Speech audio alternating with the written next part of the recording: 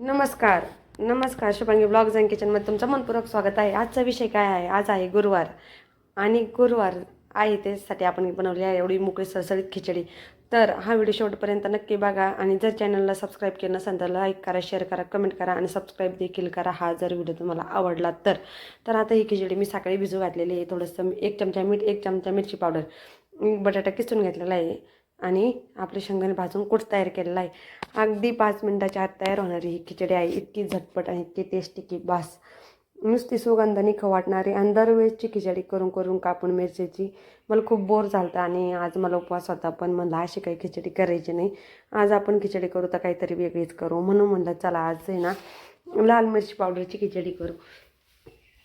तर बघा आपण 3 वागळ्या तेल घालून घेतलेलं आहे. 3 वागळ्या तेल घातल्याच्या नंतर ते गरम होऊन द्यायचं आणि लगेच काय करायचं आहे आपल्याला जे बटाटा किसलेला आहे आपण तो आपल्याला त्यामध्ये घालून घ्यायचा आहे. गॅस कमी ठेवायचा आहे आणि त्यात हा बटाट्याचा किस घालून घ्यायचा आहे. त्यानंतर काय करायचं आहे आपल्याला मीठ तुम्ही घालू शकता, लगेच घातलं तरी काहीच प्रॉब्लेम नाही, नंतर टाकलं तरी काही अडचण नाही, पण आणखीन रुचकर आपला किस होईल म्हणून मी लगेच मीठ घातलेलं आहे. तर बघा तुम्ही 1-2 मिनटाची आपल्याला वाफ काढून घ्यायची आहे लगेच. तरी वाफ काढली का म्हणजे बटाटा आहे ना टचर लागत नाही आणि एकदम सुट्टा सळसळीत होतो आणि खिचडी ह्या जरी किसेल बटाट्याची असले तरी पण मोकळीच होणार आहे. तर आपण आता झाकण ठेवून घेऊ. तर 2 मिनटासाठी ठेवलं तरी चालेल, 1 मिनटासाठी ठेवलं तरी चालेल, कारण किस हा शिजायला जास्त काही वेळ लागत नाही. पण आपल्याला मऊ पण आणायचा आहे त्यासाठी मी 1-2 मिनटासाठी वाफ काढून घेतलेली आहे.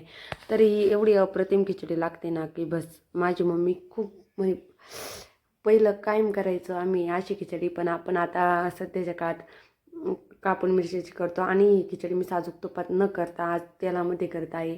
दरवेळेस साजूक तूप हे म्हटलं वेगळीच टेस्ट नाही का, आज ते काहीतरी खिचडीत वेगळंच लागलं पाहिजे.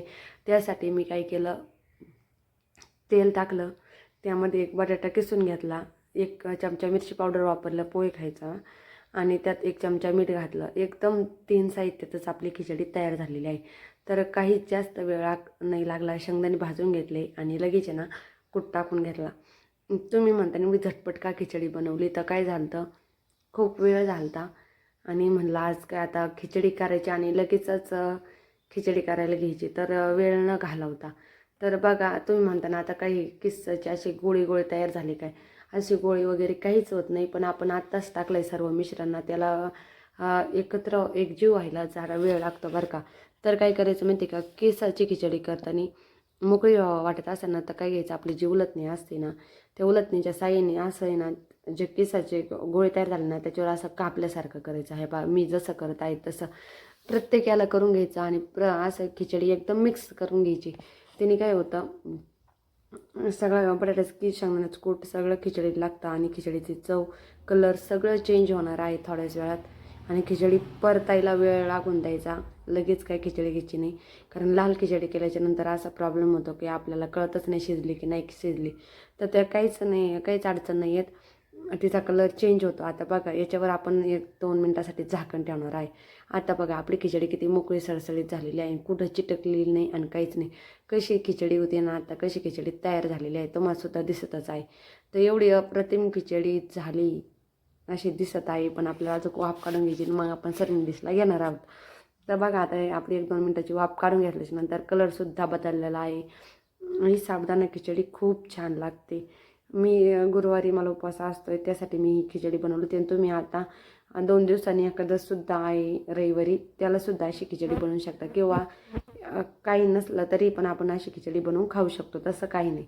नाश्त्याला देखील खिचडी करा तुम्ही, तुम्हाला जर उपवास नसला तरीसुद्धा एकच नंबर लागते ही खिचडी आणि वेगळ्या पद्धतीने आज बनवलेली आहे. तर आजचा व्हिडिओ तुम्हाला कसा वाटला हे मला कमेंट करून नक्की कळवा. आजची खिचडी कशी वाटली. आता अशाच नवीन नवीन रेसिपी बघण्यासाठी आपल्या चॅनलला लाईक करा, सबस्क्राईब करा, शेअर करा, कमेंट करा आणि पुन्हा आपण एका नवीन व्हिडिओमध्ये भेटणारच आहोत. आता आपण ब्लॉगमध्ये भेटू, वाटलंच तर रेसिपीत नाही तर नसलं हे ब्लॉग तर रेसिपीत भेटणारच नव्हतं. खात्रा आनंदी राहा. पुन्हा भेटू एका नवीन व्हिडिओ. तोपर्यंत धन्यवाद. Bye bye.